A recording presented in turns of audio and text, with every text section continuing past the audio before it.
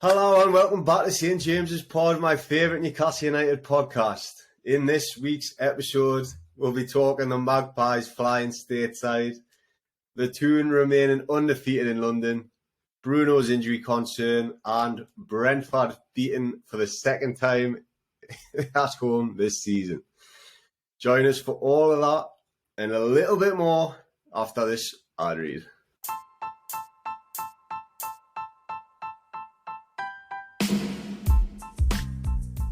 This episode is brought to you by Sword Tiling, lead tiling specialists in the Northeast, covering all aspects including commercial and domestic. They've got you covered.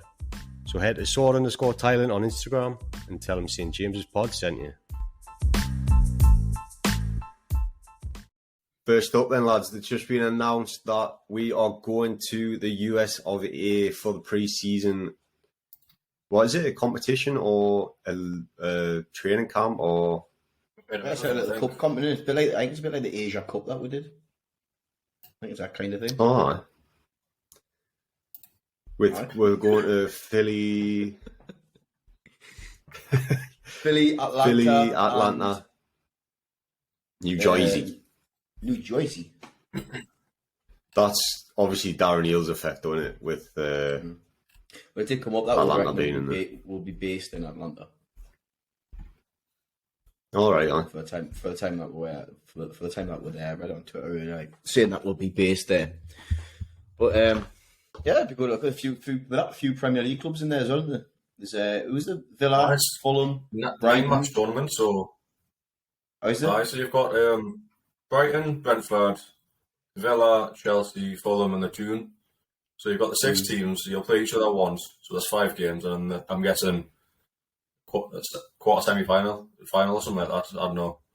But yeah, 9 games in total. So it's a decent-sized tournament, but should be a good opportunity to get a few minutes in sort of some of the youngins' legs and that. So we got to see. Yeah. Hopefully, especially against Prem teams, though. That's always a plus. Instead of playing pies all the time, a few good Prem League teams. Because obviously, they're at the minute, they're the teams around us. Well, I say at the minute. We've only got 2 teams above us, so it doesn't make sense. The team's slightly below us, but we're not exactly playing shit teams. But all below us. Yeah, exactly. Yeah. It's not like we're playing like York Cities and all that we used to. Not like no disrespect, but to gear up for the Premier League season, to play Premier League teams is definitely a plus. And obviously one of them's this week's opponents in Aston Villa. Mm-hmm. I saw the pre-season tournament in Australia at the start of this season. I saw them play Leeds, but it was shocking. Like, the standard was shocking. Just for kids and stuff. Well, no, not really, but I don't know. I don't know if it's just pre-season. Obviously, you don't go too hard and you're not used to seeing that sort of standard, but saying that as well, like, Villa were pretty crap at the start of the season, weren't they? And they've turned it around now under Emery. But before that, we need to say a massive happy birthday to Amanda Staveley. Well, not say her age, because obviously, she's a lady. But she does weigh. Yes. 9 stone. You did not get that. They say you shouldn't ask a lady her age, or you shouldn't ask her her weight. Doesn't matter. That's all. Like, That's clearly straight over your head. Sam does what he wants. Speaks to the ladies how he wants. So that doesn't apply. Carry on. Well, apart from that, then let's dive into the Brentford game. Obviously, another huge 3 points, another victory. Like we said in the intro, we've now remained undefeated in London. And it's only the second time this season that Brentford have actually been beaten at home. Their home record is outstanding. So, obviously, we talked in the preview, it was going to be a tough game. The team lineups come out. And this is where we were slightly worried for Bruno ahead of kickoff, because he pulled up in training, didn't he? On that reoccurring ankle issue he's got. Yeah, obviously we're not allowed to watch the 3 p.m. kickoffs because of the blackout, but I watched it back since, and yeah, it was when we were doing the warm-ups and stuff like that, you just seemed to go back into the tunnel and have a check with the physio and stuff like that, because something wasn't looking right. But as usual, he just kept on going and probably had some numbing pain or some injection or something like that, and just powered straight through. But yeah, it's just a bit more concerning in the long term that like we still have 9 games to go. If he's got this problem, which is reoccurring, he's not going to make it till the end of the season fighting fit, so he's going to miss some game time. Hopefully that's not surgery before the end of the season, otherwise that would be catastrophic to our top 4 hopes. Yeah, and there's not really obviously a replacement for Bruno Guimaraes in our team, or I mean debatably any team. If he's out, obviously we've got some players who can come into his position, but they're not exactly a replacement for his quality. So yeah, fingers crossed he makes it through the end of the season. To be honest, fingers crossed he doesn't need surgery at all, but it's looking likely he might. So what did you make to the rest of the team lineup then? Well, obviously Maxi was out, wasn't he? Wasn't even in the squad. Oh, do we know what Eddie Howe that is? Keeps them quiet. Like when those things happen late in the week, he just keeps totally stum. Just totally lies to the press to say like, yeah, everything's good apart from like the obvious people who are out. I haven't heard anything about Maxi, to be fair. I'm guessing it's just his hammy again. But nothing since I think he said he felt it in the West Ham game. Right. Which is why I was laughing when he said that, because it's like, so you knew since the West Ham game then, and you just obviously not telling them. Kept it stum. But it's I kind of don't mind that, because obviously it's to try and help win the game, and it's like mind games and not letting them know who's going to be starting and stuff. Yeah, 100%. I don't see the point in managers openly talking about any players that have got a knock or stuff like that. It baffles me. Like, I don't understand. I was like, why would you do that? Let them think everyone's fit. Yeah. That's the matter. Yeah, definitely. If you can get the opposition team focusing on all week training against Maxi, watching videos on him and stuff, obviously it's in our favour. So, but with the starting lineup, obviously Isak came back in, and who started on the left? Joe Linton started on the left. Yeah. Joe Linton, well, obviously, they had to change, but yeah, that was the sort of like for like Joe Linton in for Maxi, obviously. Which I think everyone would be happy with that. Starting lineup, Murphy deserves to, off the bench the other day. Yeah. Murphy deserved to keep his spot after his recent performances. Back four's same as ever. So you go into it pretty happy with that, and then really bad start of the game. It was a really bad start for about 20 minutes. Well, the first half really were pretty poor, but yeah, I mean, let's start from the start. We just didn't seem. I don't know. What do you think? Was it formation wise? Was it just the players were a bit lackluster? Because I mean, well, jump ahead, but it changes the formation at half time. So I just think they were on the front foot. They didn't let us settle. Didn't let us play with the ball.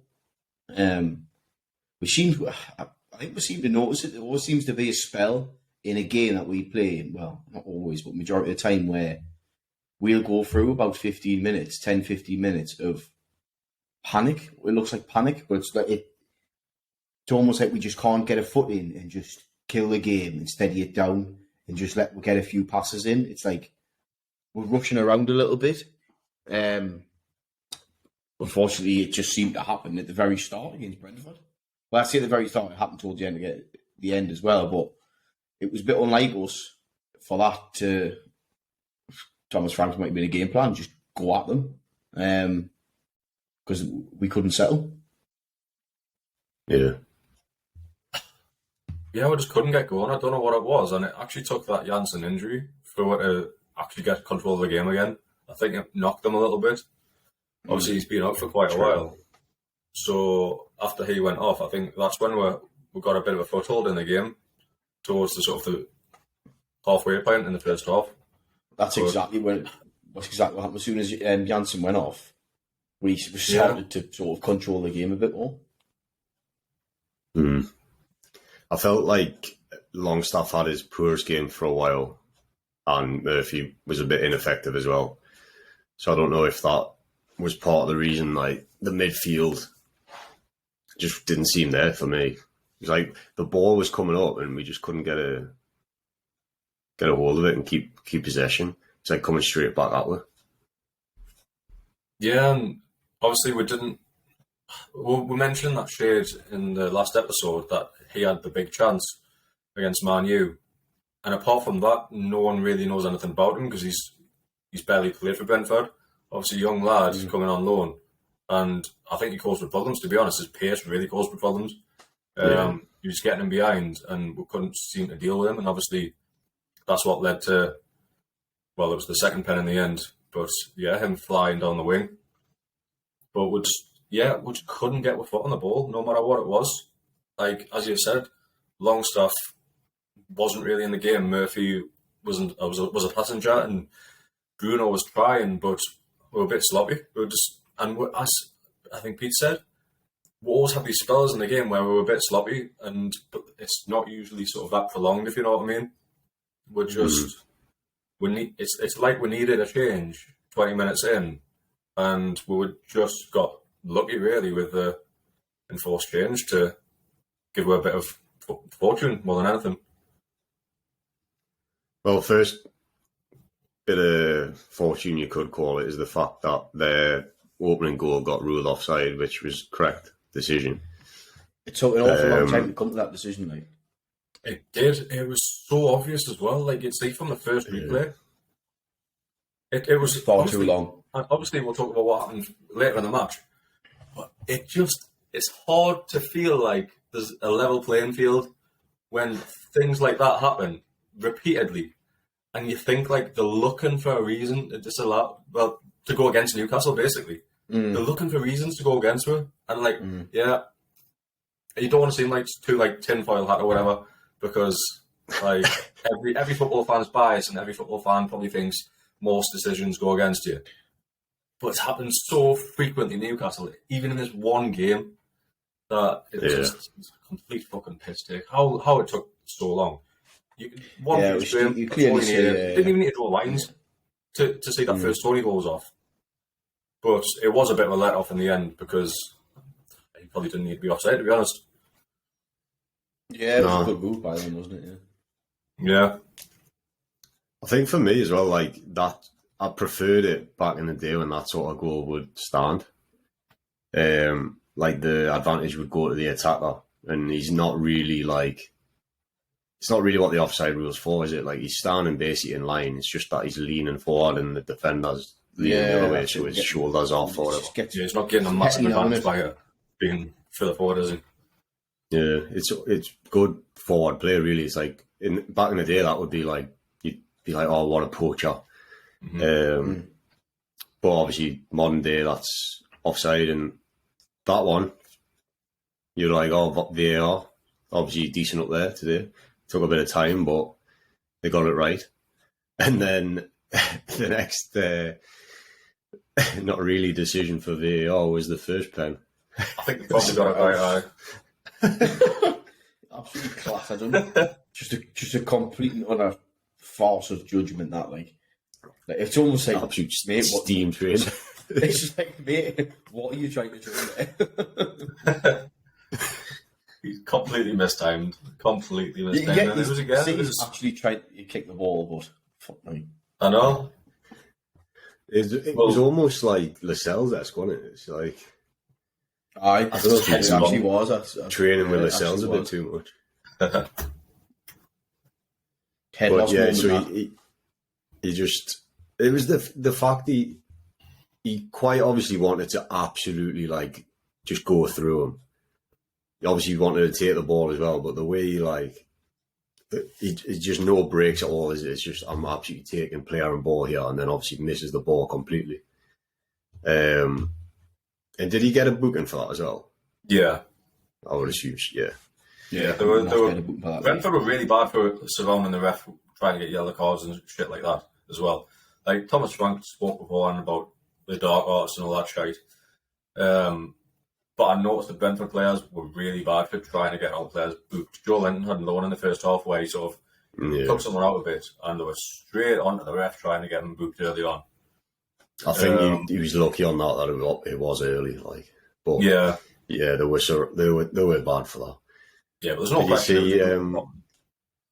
Did you see Arsenal in the Arsenal-Liverpool game?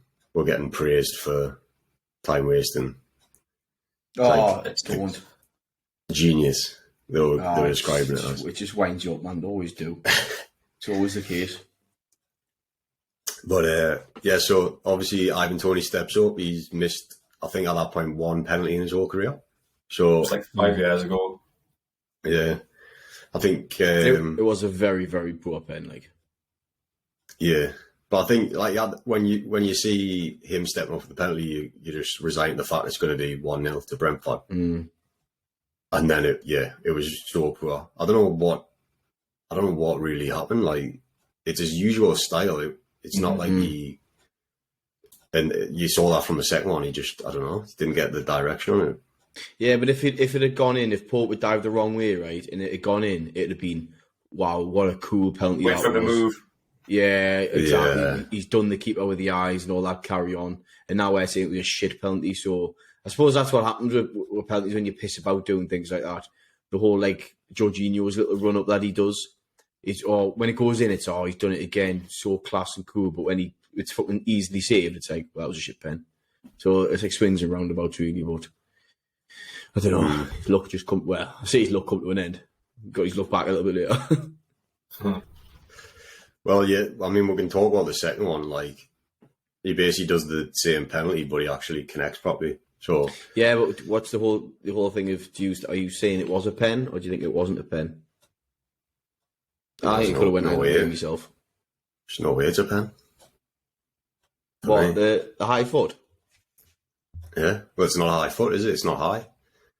So the referees came out and said that with the bar set so high to overturn decisions, they don't think that warranted being overturned. They sort of said that. I think it came up. Is that what it was? So they went. Oh, right. So that basically means.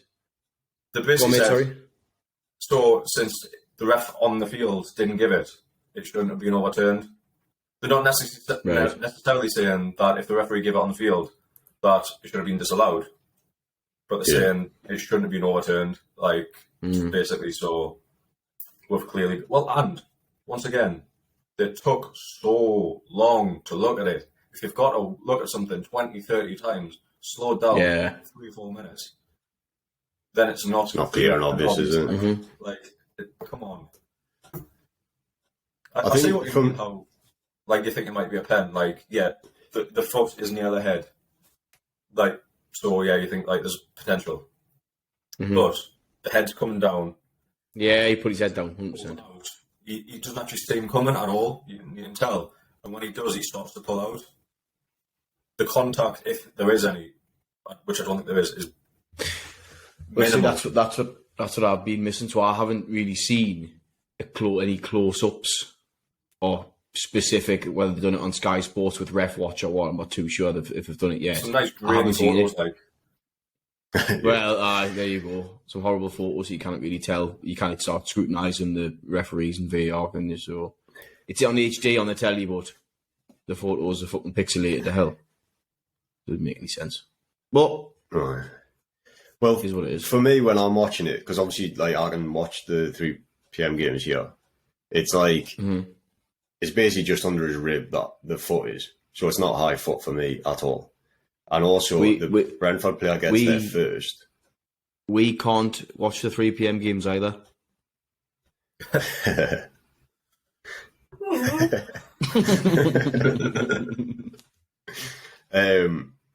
The Brentford player obviously gets there first. He gets the ball, but he's basically just headed it out of play. Mm-hmm. It's not like there's anything coming from it.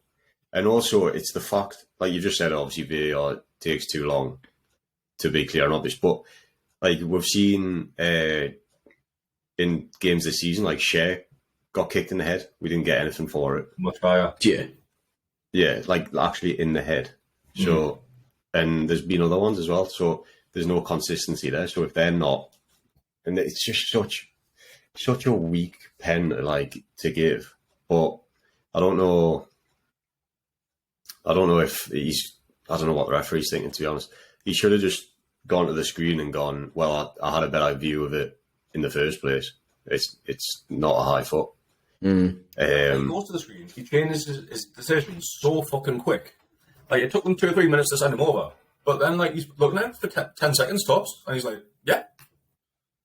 I'll change it. They're obviously telling him. Yeah. Yeah. Yeah, and that's another reason why we need them mic'd up, innit? Exactly. I'd love to know. Someone actually come with a good idea. It was almost. I can't remember it fully, but it was basically like the referees are mic'd up, but the mics only get switched on when it comes to things like that, when they're going over the screen or when they're talking to VAR. If they're going to get mic'd up, have them mic'd up when the given players are telling off or a reasoning why they're getting sent off. Or, I mean, not even that. Maybe just when they're having to discuss the reasoning for a foul or a goal or an offside or whatever. Just have them mic'd up for that if that's what it takes. Well, I was saying have the feed on the VAR side. So it's only when he's speaking of VAR that you're going to be hearing it. And it's like... Yeah. The audio is on their side, so you're not going to be getting as much from the players and stuff. And then when he goes over to the screen and has a look at it himself, you can hear why he's either sticking to his on-field decision or changing it, and he's telling the VAR why.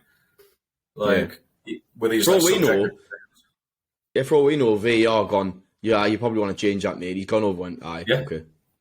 And he's just doing what's told. They're basically explaining to him why he should change it. Mm-hmm. And he just goes, oh, yeah, I can see what you mean. Yeah, all right.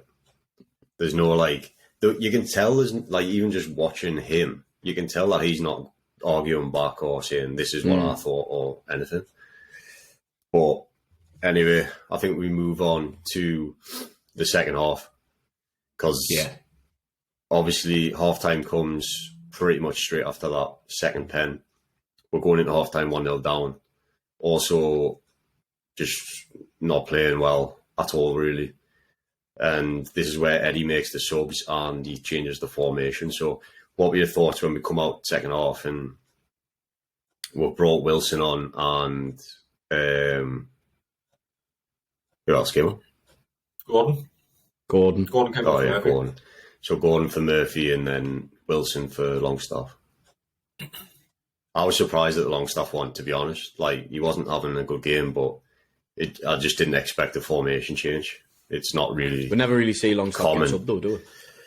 Well, no. And we don't often see Eddie change formation, even until, we're really desperate towards the end, so... I didn't get that. Could you try again? We said we don't really see Eddie changing the formation at the end.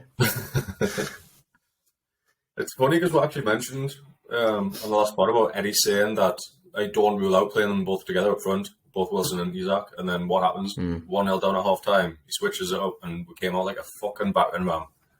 That. Even before the goal came, we were absolutely all over them. Burn, I know it was ruled offside, but Burn having that one-on-one, should have put it away, but a little note on that. I'd watch it back, and Trippier, he puts a cross in from a corner, and it goes way past everyone. 9 times out of 10, that goes up straight for a throw-in. Isak absolutely legs it to the sideline, keeps it in, recycles the ball, and then we end up creating that chance where Burn should have put it in, and that was just from the off. Just the whole game changed. It's as if Brentford came out and said, right, we're going to defend this lead, we'll try to catch them on the counter, we'll let them have the ball. And we just started creating chances from the off. It was so much better. Yeah, I think the fact, Gordon, I thought Gordon had a really good game, actually. Obviously, we need to talk about the incident at the end, but he was way more on it than Murphy was. And then, I think the formation change, I don't know if it's solely because we were trailing or he saw something with Brentford, the way Brentford were playing their formation, that because we basically went to a 4-4-2 in the second half, pretty much. and it worked way better. So it's really good to see them two linking up, though, isn't it? Like the way Isak and Wilson play it together. Like, you kind of do wish that you could get them on the pitch together more often, don't you? They do have such a good relationship together. Like, even when they're like having a bit of crack on the pitch, celebrating together, they look like it just works, like, doesn't it? Yeah.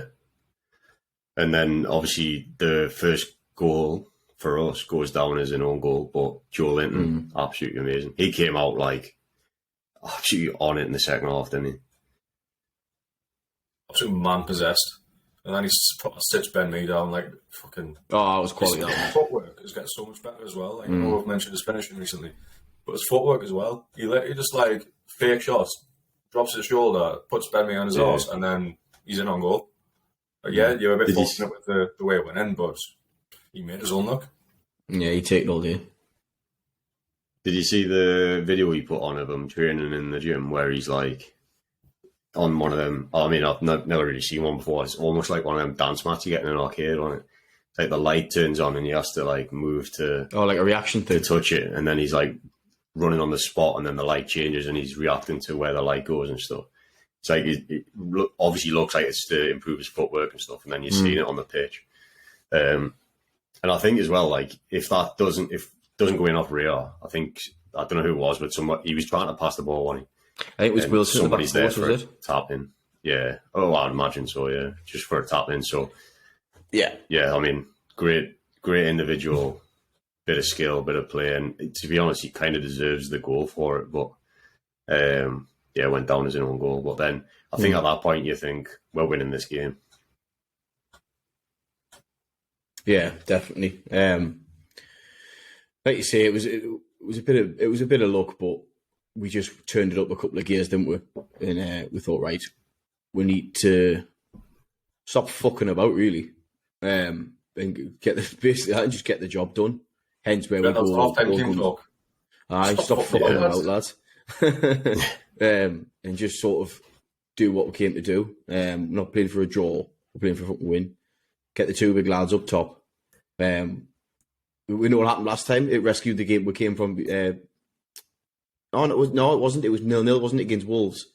It was 0-0 against Wolves, and then the two boys played, and Isak scored in the last few minutes.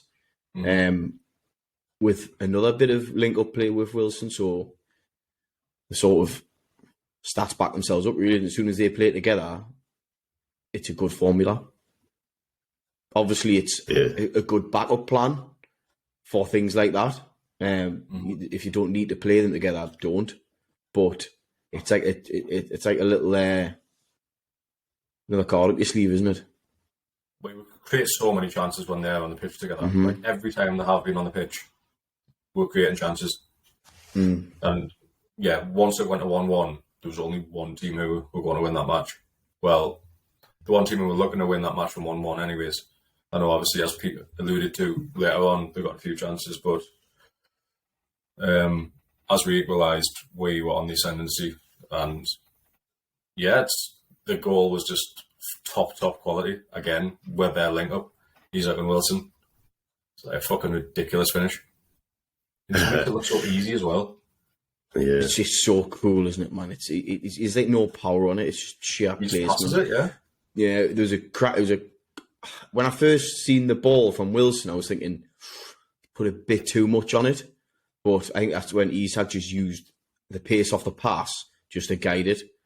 Plenty bend on it, but it was just, the precision on it was just class. Like, even when you seen the still of Isak leaning back, it was just like a perfect strike. Top bends, isn't it?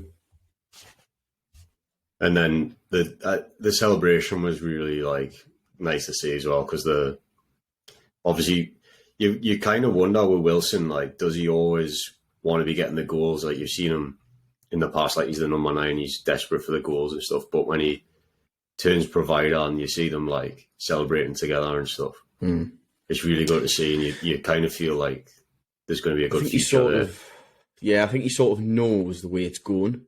As in, like, Isak's young, he's fit, he's an international striker. Like, he is his ability is a lot more advanced, skillful than Wilson. I think Wilson's obviously your old school English number 9, but he's obviously getting on a bit. He's injury prone. He's the next. What word am I looking for? The next revolution, am I thinking of? Is that what I'm thinking of? Next generation or whatever. Generation. That's what I'm thinking of, mate.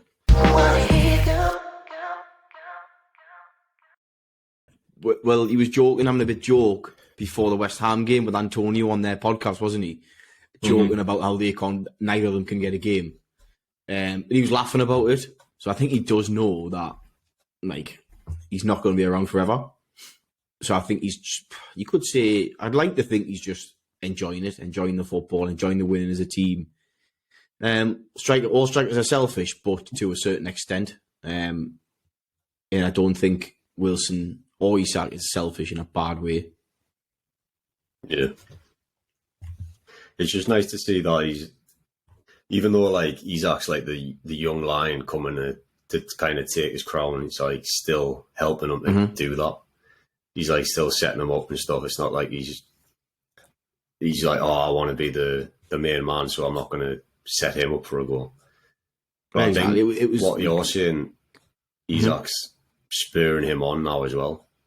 It's like he's obviously had that bad spell, but now I think Eddie stuck with him a bit, didn't he? So he wasn't feeling the pressure too much. But now Isak's back fully fit and everything. Like he almost feels like he's got a point to prove. Like I'm still like good. I think he even said recently, didn't he? Like on Instagram or something. Like everyone thought I was done or something when he scored the 2. But yeah, and then he gets his goal not too long after that. But what did you make to that one? Because obviously it gets ruled off for handball when it kind of pings off his arm and then he manages to get it in the back net. So he's unlucky as hell, but with the rules, it has to get disallowed. So it's just one of those rules where they've changed it and they probably need to change it back. They probably need to change it back to where every single time it hits the hand in build up to a goal, it's not a goal. Like, you can't chop your arms off. Like, if like it ricochets and hits your hand and then you score, like, are you gaining that much of an advantage? I guess depends on the situation. But with that, I think he's unlucky. I think he is really unlucky. And yeah, the ref has to rule it out. But I think it's the fact his arms are literally like pinned to his, like his elbows are on his torso and it hits him above the elbow. There's literally nowhere they can be. It's not like it's his actual hand, which is like a few inches away from his thigh or anything like that. But as you say, like letter of the law. I found it funny because obviously as it's taken a while, you see him talking to the ref and he's kind of like, he's like tapping his shoulder and just saying like, what's going on? Like, why is it taking so long? But then when it actually gets ruled out, there's like absolute no emotion and like no complaints from him. So we obviously knew like it was coming. Yeah. He's chancing his own, isn't he? Hey. That would have killed the game as well. Obviously, he gets disallowed, and then, like you were saying earlier, Pete, like they had a few chances towards the end. Yeah, started coming out with them, didn't they? Just pumping long balls into the box. And so Lascelles and Anderson came on. I think it was 87 or 88 minutes, so like right towards the end. But I think the game went to about 95. So obviously at that point, it does look like we're securing our 2-1 lead, trying to get out of there with that. Because obviously Lascelles coming on, like that's pretty much just trying to shut the shop.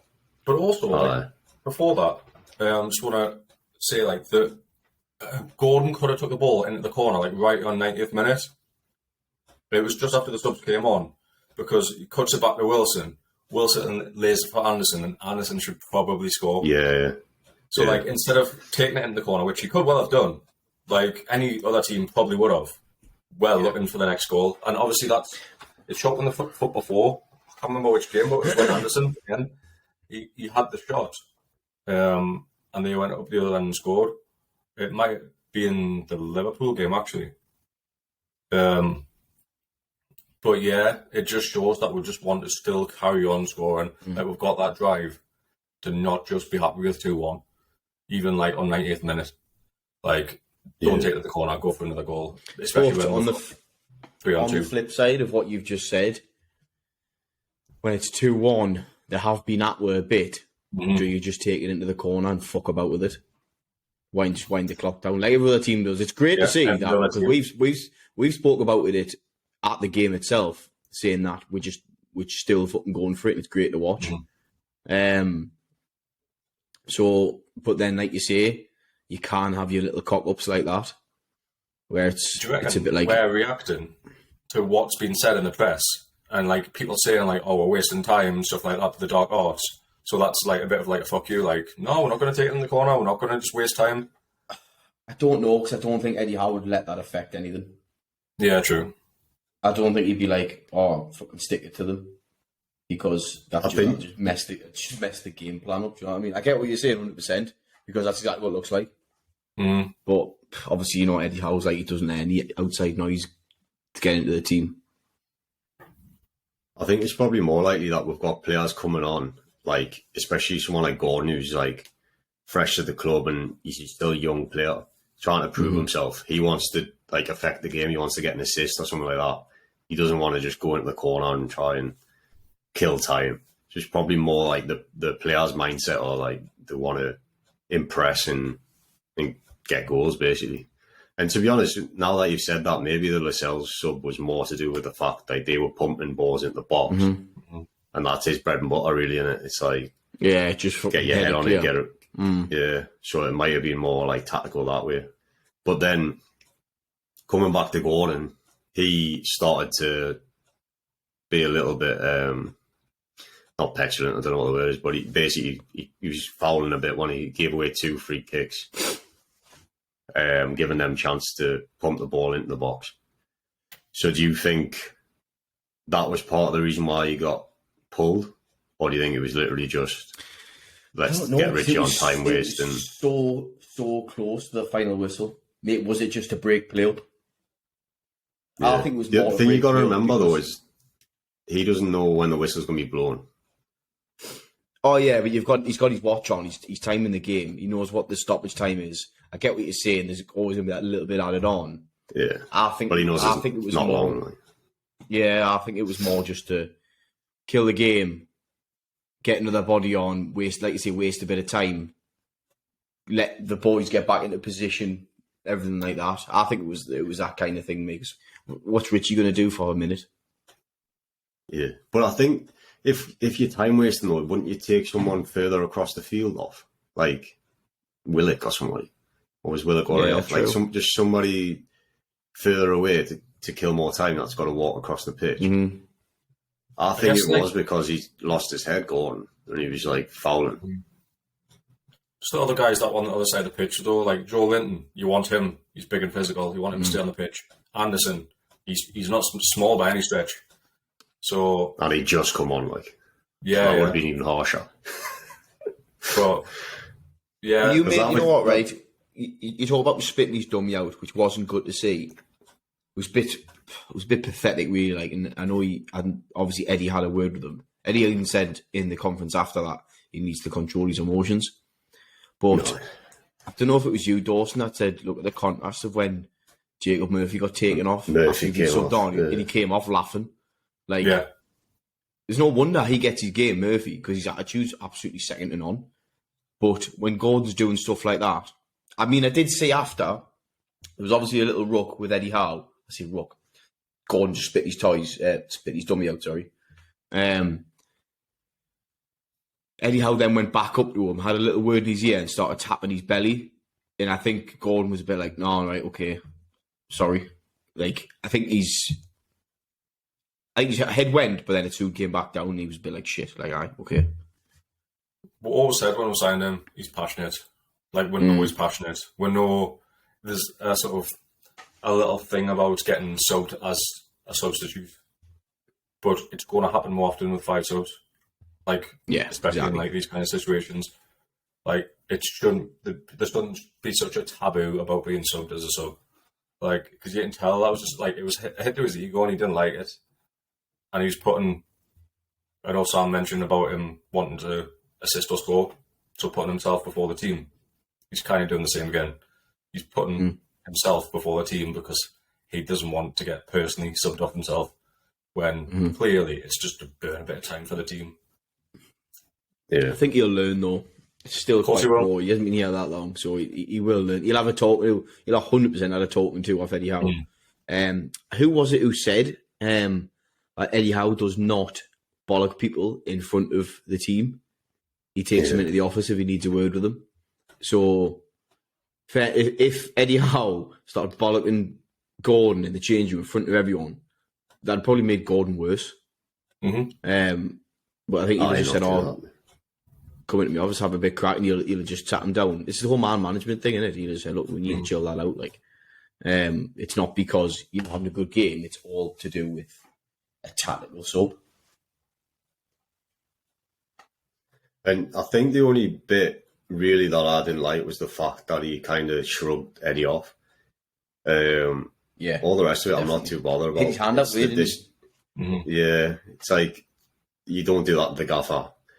I mean, you shouldn't really do it any of the coaching stuff, but especially not the gaffer. So, but as you say, you'll have him in his office on. Well, you probably had him in yesterday, and it'll be forgotten about, won't it? It's just emotions running high. It's been a good game, all that kind of stuff. Like everyone's under pressure because we want this Champions League football. So, and Gordon's obviously fighting for his starting place. So he'll I think I want the chance to do that. Yeah, I think the fact that he made two pretty dodgy fouls just before as well was part of it. He was probably just pissed off with himself. So yeah. But what I did like was I don't know if you guys saw this, but Richie at the end of the game had his arm around him and having a word with him. He's obviously out of contract at the end of the season. Doesn't really get minutes apart from to waste time. Would you want to lose somebody like Richie in the dressing room? It's like, unfortunately, he's not to the caliber of what we need anymore. Character, yes, you'd love to keep him in the dressing room, but Richie's not going to hang around with that when he's got a lot of family down in, especially down the country. He's not going to hang around just to be a character in the dressing room. You'll still want to play. It'll be a shame to lose him because you've seen that a few times. Obviously, put his arm on players with experience and stuff like that, and it's great to see. Especially that he's not that he's not arsed that he doesn't get his game. I think he feels like he's got a role to play in sort of, you could say, the bridge between old and new type of thing, for the crossover for all the young lads coming through. To help them out, to sort of guide them so when they're ready to step up. Obviously, we know Gordon's obviously played countless Premier League games, stuff like that, but to lose him as a player, he's got to go. But to lose him as a mentor and a character, it will be a shame that he's got to go. Yeah, because I'm wondering whether you'd rather let somebody go, like the likes of, say, Manquillo, who doesn't really get minutes. He's arguably a better player at this point in both of their careers. He's got more to offer in the future, but he's not really given anything in the dressing room. He's not really a captain. He's not passionate. And but then again, I think at the minute the squad gels so well, doesn't it? Make his translator. But then again, characters and on that 90 minutes, characters and mentors don't win you the game. In a sense, they do, but when it comes down to it, you need the players on the pitch to do it. And I know about what they're doing all week. I think Richie is a massive voice in that dressing room. And it's like Lascelles as well. Lascelles will probably leave at the end of the season. Obviously, hopefully replaced by much better quality. But he's been a huge voice in that dressing room for so long. I don't know about this transition if it comes too fast. We're going to lose quite a few players at the end of the season, but we don't want to have too much of a turnover and all the voices go. And it's like with Dummett as well. He's a big sort of one of the voices from the local lads. You've got Byrne, Longstaff, and Dummett. Yeah, but remember when Eddie Howe, he's always gone on about he wants players with the right character. So it's always talked about for all transfer windows. So is he going to be getting rid of all of these? I don't know if Lascelles will go at the end of the season because he hasn't necessarily. Yeah, well, he hasn't played bad. In the games he's played, he hasn't played bad. For us, he's obviously going to be a squad player. He's a leader. If we get Champions League football, do you know what I mean? Imagine Lascelles. Yeah, but I get that. But we're not going to do a Nottingham Forest though and buy a shit ton of players that aren't going to gel in time to the Champions League. I could just be a football disaster. Yeah. Don't forget, we are sat third in the best league in the world with this squad. I get that Champions League different kettle of fish, and we're obviously just going to be there to make up the numbers next season. Do you know what I mean? We're not going to have the squad for the Champions League if we get Champions League. So I don't think there's going to be a big overhaul with old players getting turfed out and new ones coming in because I'd be worried that they're not going to gel in time. And then on top of that, you need the players there, like your Lascelles, to sort of tell them what it means to play for the club, if you like, how things work, what's expected of you, rather than just a load of fucking names coming in doing what they want. Yeah, well, this is kind of what I'm getting at is whether somebody like Richie, do you give him a year extension? Because he can't play in the League Cup games and stuff like that, but I don't know, it's going to be interesting to see what he does, because there's actually been talk about Dummett getting a year extension in there. But if we transition over to the Villa game, unless you've got anything else to say on Brentford before we move on.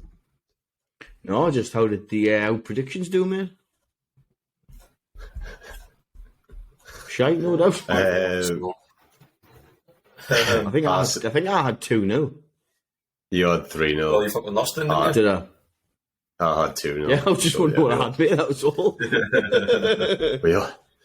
we all lost. You're still winning with one correct prediction for the season. One win, get in. Just quickly before we talk the Villa game, obviously we're still sat in third position. Yep. On goal difference ahead of Man U. Spurs have come into fifth after their controversial win against Brighton, and Villa are actually up into sixth place, jumping ahead of Brighton. So going into this one, they're in great form, Villa, aren't they? So it's going to be probably quite a tough game. I think they're like one of the, if not the most informed team. Since Emery came in. Smashing it. Like, absolutely smashing it.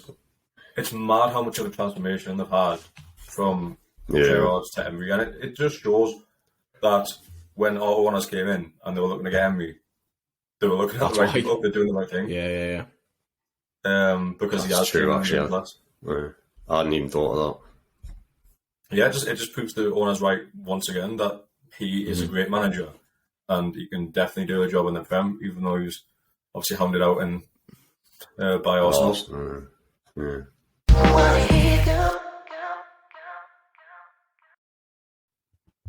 So they've won their last 4, we've won our last 5, but they're undefeated in 7, I think.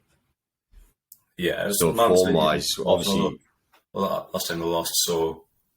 2 best teams in the league, so let's make it a third. Yeah.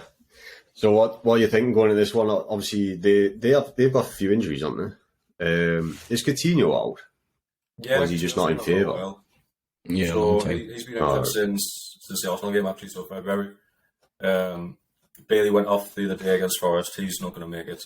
Matty Cash isn't going to make it back either. And then Kamara, who obviously we were after in the summer, but we didn't want to pay his £250,000 a week contract or whatever he got. Yeah, stupid. So he's out as well for the game. So there's a few. Didn't he come back? Didn't he play in their last game and then got injured again? Yeah, maybe not the last game. Yeah. Maybe he's come back recently, but then he's got injured again. Yeah, it was in the Chelsea game that he came back, and then he went off again at half time. So yeah, kind of stay fit. Nah, could be a massive bullet dodge there, like. Well, that's the thing. Like, it's a big contract. I know they didn't pay a transfer fee for him, but they'll have paid a big signing on fee. They're paying him ridiculous wages a week. And I don't know if he's got a sort of history of injuries, but he's not been fit all season, really. And to be fair, when he's played, he has been class. But the best kind of ability is availability. So he's an eagle when he's on the injury table. The main danger that we all know is the big man up top who's hitting flying form at the minute, like Ollie Watkins. Oh, great player. Like, he's kind of kicked on since not being selected for the World Cup, hasn't he? Yeah. It's funny, I've seen an interview with him, and he said that basically Emery's telling him just stay up top, like stop coming deep, stop trying to like dictate play, just literally stay up top. And I think he's had like less touches, like less shots, less like everything since Emery took over. Bar goals. Look at Haaland, mate. That's what Haaland does. It's exactly what Haaland does. Just stay up top, have no touches, and score. That's your job. Do it. And he's absolutely flying. So obviously oozing confidence, isn't he? Because he's exactly. He's been through so many dry patches where he just hasn't been scoring, he hasn't been performing, he's been missing sitters. Obviously Emery's come in and filled him full of hope and confidence, told him his job, and said, "You stick to that. Don't worry about anyone else behind you. You just do that." Mm-hmm.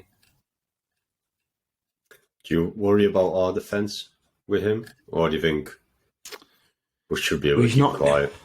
I don't think he's necessarily a technical, nippy striker. He's a big lad, and we've got big lads in defence. So you're always going to be worried that Ollie Watkins is going to score because he is a good player. He's in great form. But I'd like to think that we've got the tools at the back to handle him. Especially if Botman goes through him early. Well, this is as long as yeah. What about our team then? Because if Maxi is available, and obviously after the last game, you're seeing the likes of Murphy not have his best game after a good run of form. I think Longstaff's probably going to come straight back in. It's more just, I think that is more formation change. And yes, but did the game against Brentford highlight a bit of flatness in the team? I know we've obviously had a week. We've had 3 games closest contention. We've now got a week's rest. Yeah. Does he change it up in the way of like, does Gordon start? Give Murphy a break because Murphy's been putting some shift in. Willock's already had a little rest when he was injured slightly. So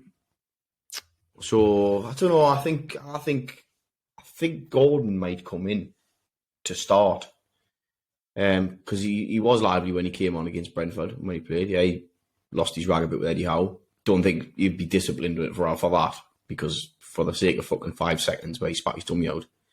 But does Murphy just need a little break? I think that would be a good way to silence the chatter as well. Like everyone's like piping up, making this Gordon deal a much bigger thing than it actually is. Giving him a start would be like, this is my confidence in the player. Like there's no argument, there's no beef. Like I know what he can do. Murphy's been in class form. But give him a chance. See what he can do from the start because obviously he's not been having those goal contributions since he came on. And I think that's probably played on his mind a little bit. Like, he wants to involve himself more in the games. Like, he's been unreal in the defensive side and breaking play up and making tackles. But, as you said earlier, strikers like to score goals. Like, he likes to do things at the right end of the pitch. Like, no one really cares how many tackles he makes, like, on Twitter. People care that he hasn't scored for yet, and he's got a big price tag, and people say if he doesn't score, he won't have lived up to it. So, he hasn't had that chance as well, has he? For basically from a 0-0 just to go and try and score. He's always came on when it's been like a bit close.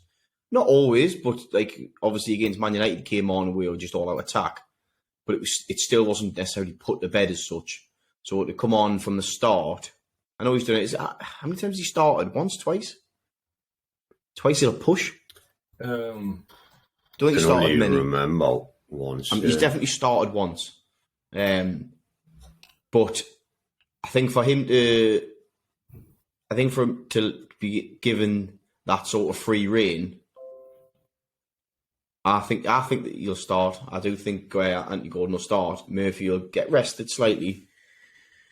Yeah, I think he'll be given a chance. He's started 3 games: Bournemouth, Liverpool, Man City, and he hasn't played more than 62 minutes in a game for it. Well, and you know Eddie Howe, he likes to make subs to the wingers on the hour mark. He does it very frequently, and that's why you'll see him often getting sort of 25 to 30 minutes. But give him a good run out.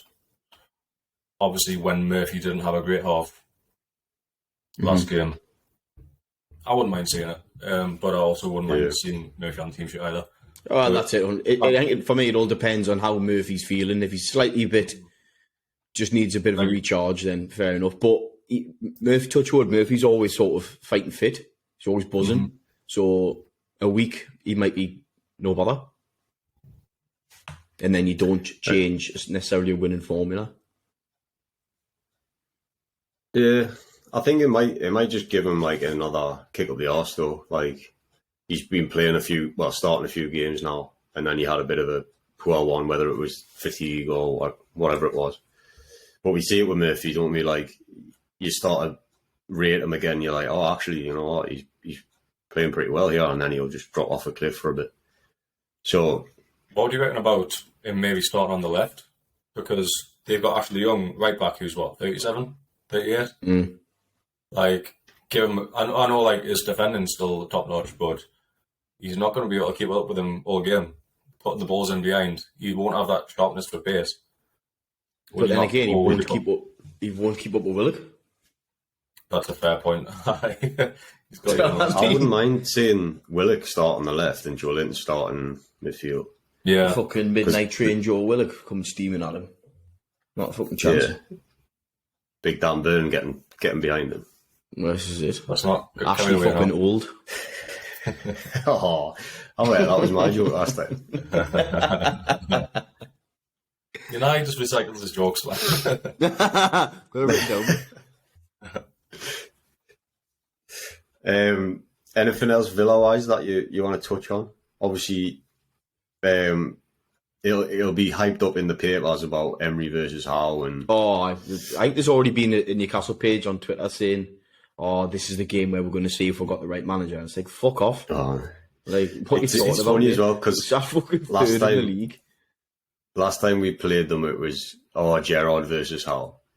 And now, spanked them 4-0.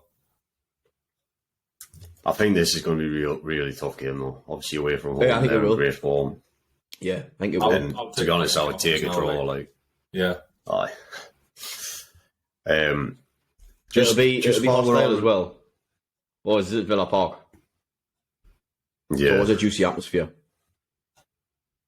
So there seems to be like a bit of a rivalry formed between us now, doesn't it?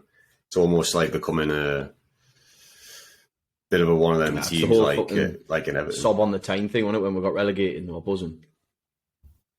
Yeah, and then I think we talked about this earlier in the season. It's more from the media side with like the hyping it up because of the links with the managers and stuff like that. But obviously on Twitter, like all the fans feed into it and.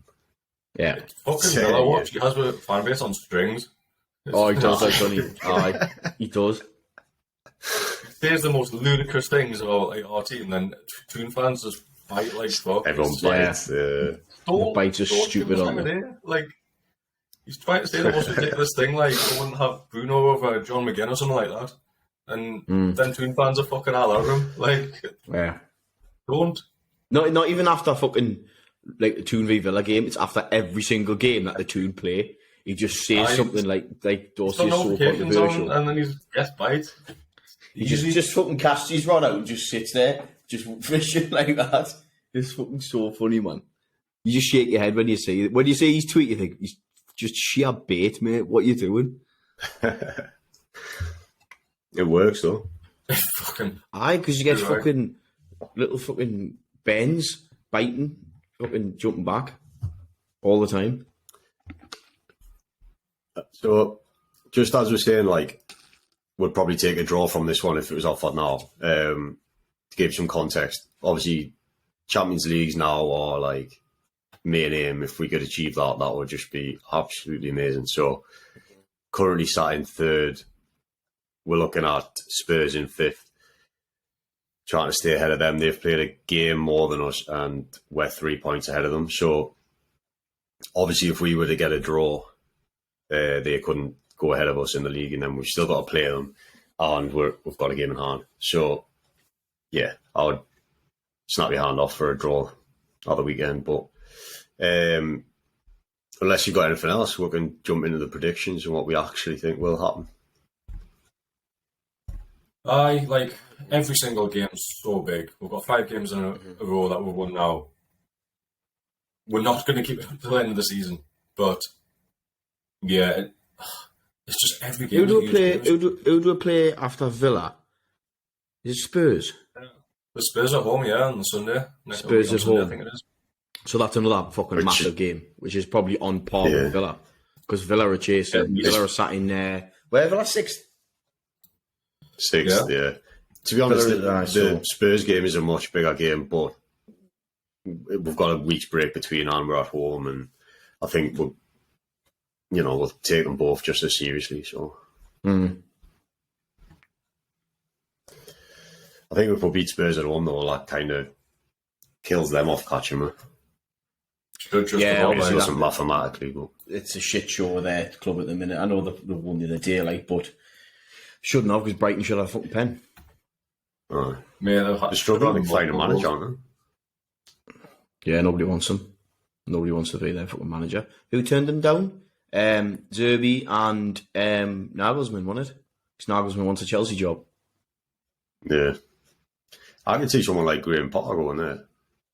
If they're going to do a rebuild. Not what he's done with fucking Chelsea. Chelsea was meant to be a rebuild, mate. What's happened there? Aye, but it wasn't really, was it?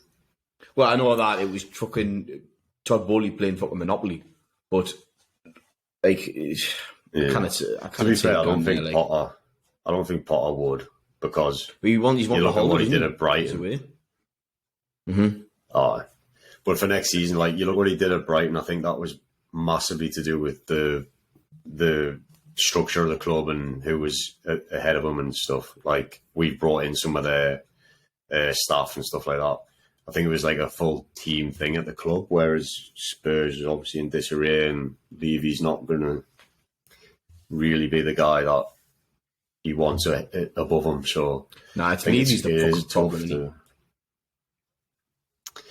I think it's hard to say, because he brings in the likes of Conte and Mourinho, and they have spent money, but it does seem like it's coming from the top. But if you've seen where he's taken them from maybe a decade ago to now, he's got the biggest, best new stadium in football. Like, the commercial revenue is like ridiculous. They are challenging for top 4 more seasons. Like, and I think the squad just needs a refresh, doesn't it? Yeah, I think that's it. But they're getting these pragmatic managers in, like Conte, like Mourinho. I think they're up for like some like an exciting attacking manager now. Like, they want to see some decent football. Like, obviously they've only just dropped out of the top 4, and they've been whinging like fuck Spurs fans. And you're like, come on, mate. Like, is it that bad? But then you do watch some of the games, and it's turgid viewing, so you can't see to an extent where they're coming from.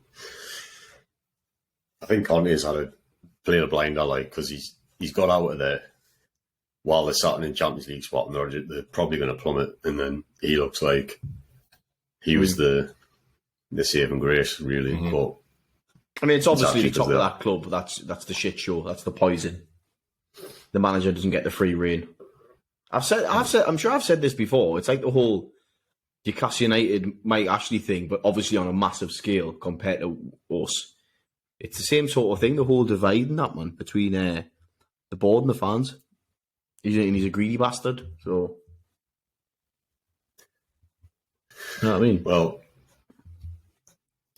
let's wrap it up with some predictions, then. I'm going to go 1-1. Villa, Newcastle United. I was actually going to go with 1-1. I was going to go 1-1 as well. Can it be doing that, like 2-2. Desmond 2-2? Got to come from behind again. Giggity. Well, I'm going to go 2-1 then. To the Toon, obviously. Yeah, that would be huge. Like, if we win this game, it's absolutely huge. Yeah, of course it is. Yeah, well, I'm looking forward to watching it anyway. It should be a really good game. Mm-hmm. And then a few bevies. We'll be back next week to preview the Spurs game, which you guys will obviously be going to, and that'll be a fucking massive game. Mm-hmm. That could be potentially the best atmosphere of the season, you reckon? Obviously, the Man U game is going to be hard to beat, but could well be, mate. If we win now, like this week, then hopefully we'll have the place rocking again. Mm-hmm. And it's been so long since everyone's been there again as well. So Exactly. Yeah. It feels like ages already. Mm. Right. Well, wicked. Thanks again for joining us. We'll be back next week to review the Villa game and preview the Spurs game. If you're still here, like the episode, tell your friends, and join us next week For the pickles. Here you go.